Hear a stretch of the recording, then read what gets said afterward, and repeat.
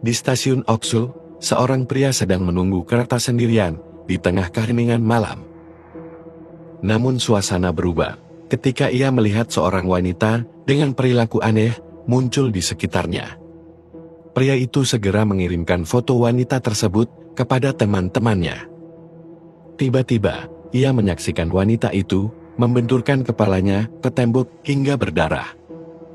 Pesan dari temannya pun masuk. Sebagian mengatakan wanita itu mabuk, sementara yang lain menyebutnya hantu. Namun, saat pria itu melihat lagi, wanita itu sudah menghilang tanpa jejak. Tanpa diduga, pintu pembatas menuju rel kereta terbuka, meskipun kereta belum tiba. Dengan penasaran, pria itu mengintip dari balik pintu, namun kejadian mengerikan menunggunya.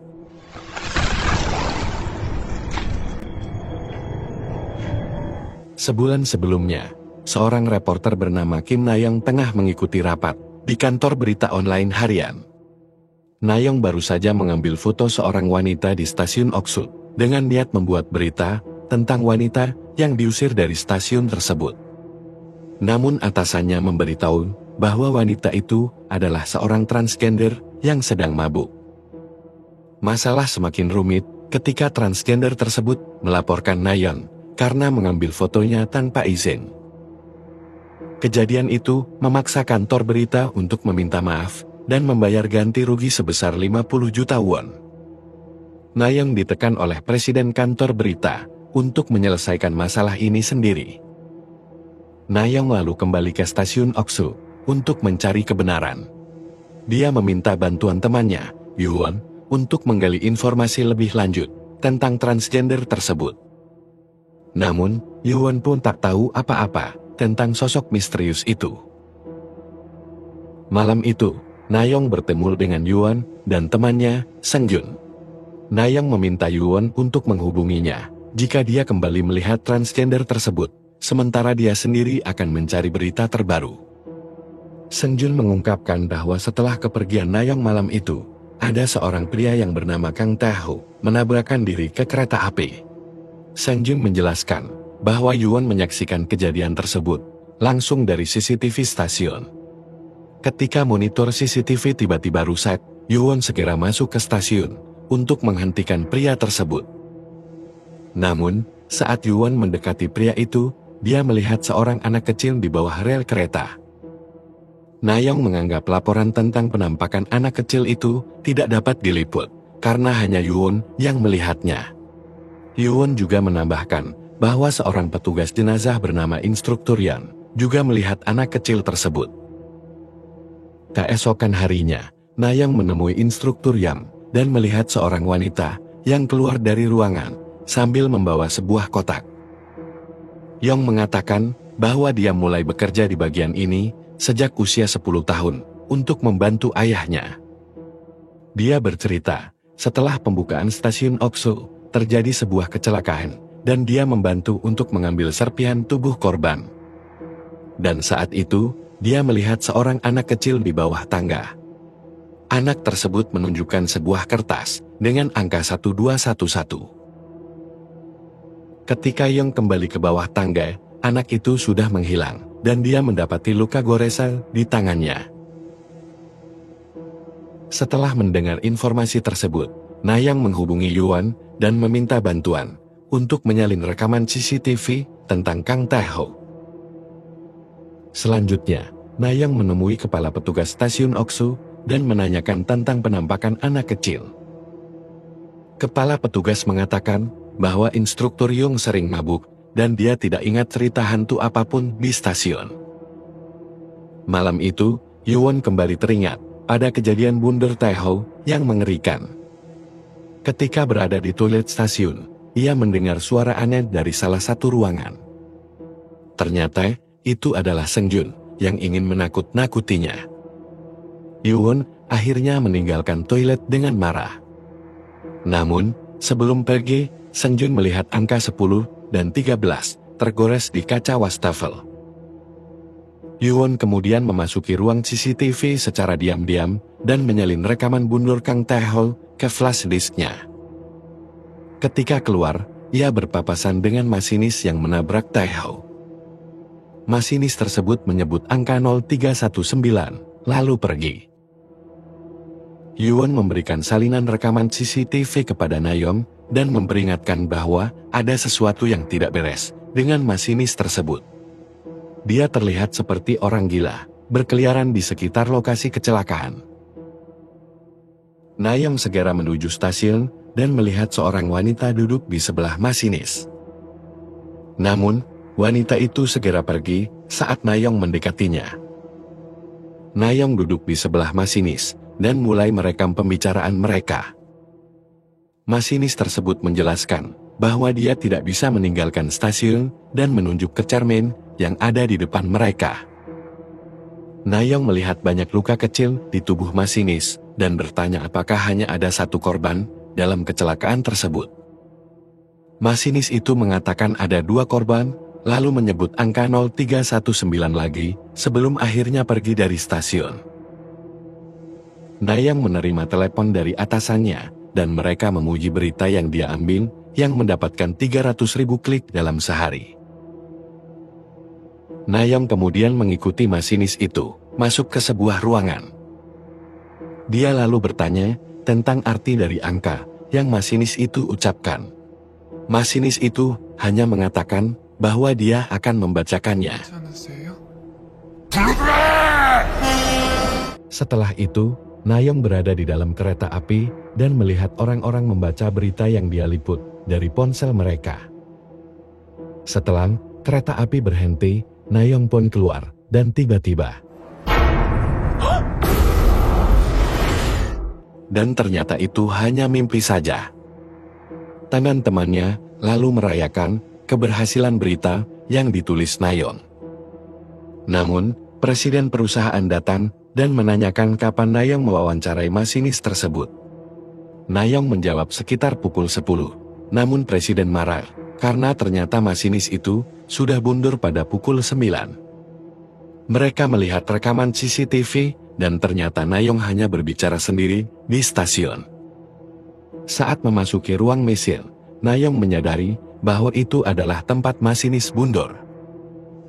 Kebingungan semakin melanda Nayong ketika presiden menyarankan agar dia mengundurkan diri. Tiba-tiba, seorang karyawan mengabarkan bahwa saudara dari korban, Kang Tae-ho, ingin bertemu Nayong. Saat Nayong tiba di rumah adik Kang Tae-ho, yang bernama Kang Tae, ia terkejut karena Tae adalah wanita yang dia temui di rumah instruktur yang sebelumnya. Tae menjelaskan bahwa kakaknya, Tae-ho, pergi ke stasiun untuk mencari sebuah sumur.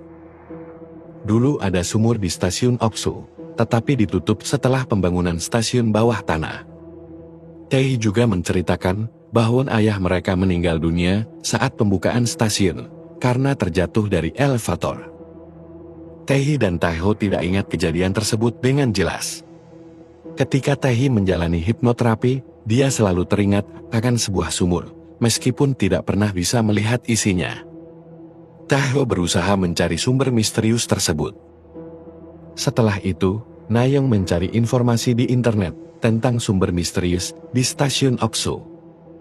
Ia menemukan bahwa tempat tersebut dulunya adalah panti asuhan yang memiliki sebuah sumur.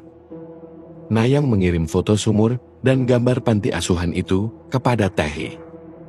Tae mengonfirmasi bahwa sumur tersebut mirip dengan yang dia lihat saat hipnoterapi, meskipun ia tidak ingat banyak tentang panti asuhan tersebut. Nayong menyimpulkan bahwa mungkin Tae-ho bekerja di stasiun untuk mencari sumur itu. Kemudian, Nayong dan Yuan mengunjungi rumah instruktur Yong.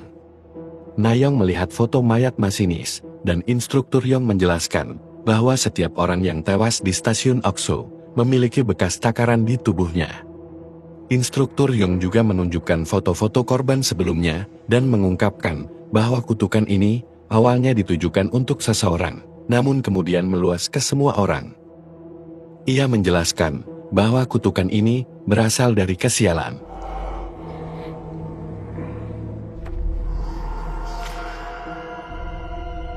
Sementara itu, di rumah Tae, ia sedang membongkar kotak peninggalan kakaknya. Ia menemukan buku kecil dengan 4 angka, yang mirip dengan angka yang sering dilihat sebelumnya. Tiba-tiba, Taehi mendengar suara yang mengatakan 1001, tolong kesini. Ia terkejut dan memeriksa rumahnya, tetapi tidak menemukan siapapun. Keesokan harinya, Nayeong memposting berita tentang kutukan dan bekas takaran mayat di stasiun Oksu. Sesampainya di kantor, atasannya memanggilnya dan menginformasikan bahwa berita tersebut mendapatkan banyak like dan komentar. Namun, presiden perusahaan tampak tidak tertarik dengan berita tersebut dan malah marah karena Nayeong tidak meliput berita yang sesuai. Malam itu di stasiun, Yuwon melihat banyak luka di tubuh Seongjun. Mereka juga melihat transgender yang sebelumnya diberitakan oleh Nayeong, yang juga memiliki banyak luka. Lampu tiba-tiba berkedip, dan tiba-tiba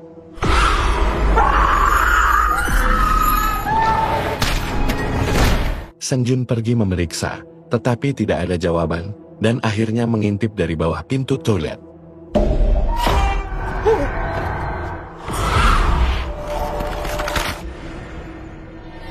Di rumah duka, Nayeong menerima pesan dari atasannya yang meminta berita terbaru, dan presiden marah karena belum ada berita terbaru. Nayeong bertemu dengan kepala petugas stasiun Oksu yang marah atas berita aneh yang ditulis oleh Nayeong. Petugas itu mengatakan bahwa semua orang yang diliput Nayeong telah tewas dan Nayeong tidak bertanggung jawab. Yuwon menghubungi Nayeong dan menceritakan bahwa setelah berpisah dari Seongjun, ia bertemu dengan seorang anak kecil yang menunjukkan kertas dengan angka 0816. Yuwon juga mendapatkan bekas luka seperti orang-orang yang tewas sebelumnya. Mereka kemudian pergi ke rumah Yuwon, di mana Yuwon mengungkapkan ketakutannya akan kemungkinan menjadi korban berikutnya. Malam itu, Yuwon terbangun dari tidurnya setelah mengalami mimpi yang sama tentang sumur.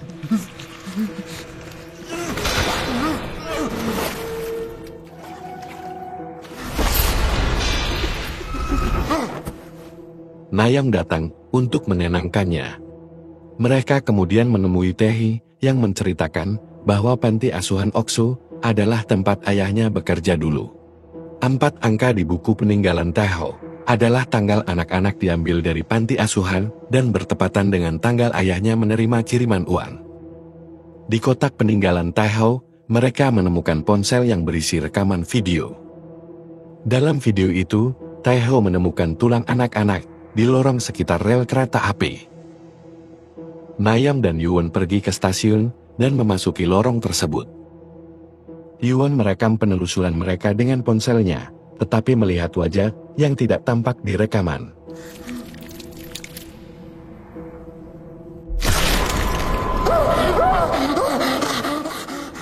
Nayeong membantu Yuwon, dan mereka melanjutkan penelusuran hingga menemukan bekas sumur yang digali dan menemukan banyak tengkorak anak kecil.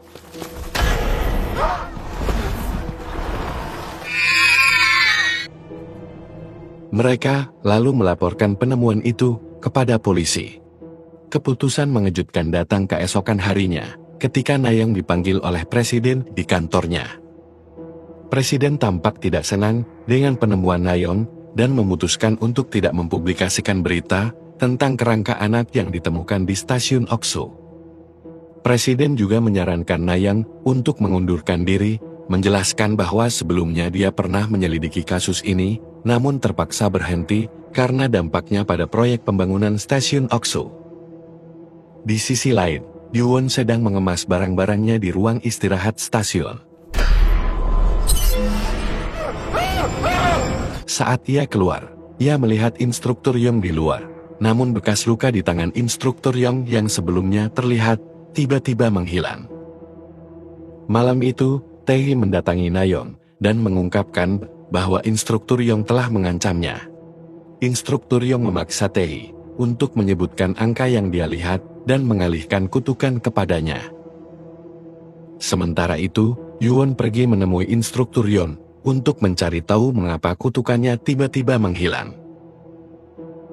Taehi akhirnya ingat bahwa dahulu sumur tersebut digunakan oleh ayahnya untuk menyembunyikan anak-anak panti asuhan. Anak-anak itu dipanggil satu persatu sesuai angka mereka untuk keluar dari sumur. Roh anak-anak itu ingin nama mereka dipanggil sesuai angka, agar mereka bisa tenang. Taehi dan kakaknya adalah salah satu dari anak-anak tersebut. Mereka selamat karena diadopsi oleh ayahnya yang ternyata memiliki niat jahat untuk menjual organ tubuh anak-anak yatim dan kemudian mengubur mereka hidup-hidup untuk menghilangkan bukti. Pagi harinya, Yuwon menelepon Nayang menggunakan nomor privat, memberitahukan bahwa ia telah mengganti nomor ponselnya dan menyebutkan nomor baru agar Nayong mencatatnya. Nayong baru menyadari bahwa Yuwon sedang memindahkan kutukan kepadanya. Yuwon meminta maaf, mengaku hanya ingin bertahan hidup, dan Nayong pun merasa dikhianati. Nayong kemudian melihat berita tentang penemuan tengkorak anak-anak, namun namanya tidak disebutkan dalam publikasi tersebut. Nayong pergi ke kantornya dengan surat pengunduran diri. Ternyata, Presiden perusahaan bekerja sama dengan pelaku penjualan organ tubuh anak-anak dan sengaja membangun stasiun Oksel untuk menutup semua kasus tersebut. Nayang memberikan surat pengunduran dirinya dengan syarat Presiden harus menyebutkan angka 0816 yang ia tulis di sebuah kertas. Meskipun Presiden meremehkan kutukan tersebut, Nayang tetap menantangnya. Setelah Presiden menyebutkan angka itu, Nayang ikhlas mengundurkan diri dan pergi. Kutukan berpindah kepada Presiden, namun itu tidak akan berhenti sampai semua nama angka anak-anak tersebut dipanggil, dan jiwa mereka akhirnya terbebaskan. Dan film pun selesai.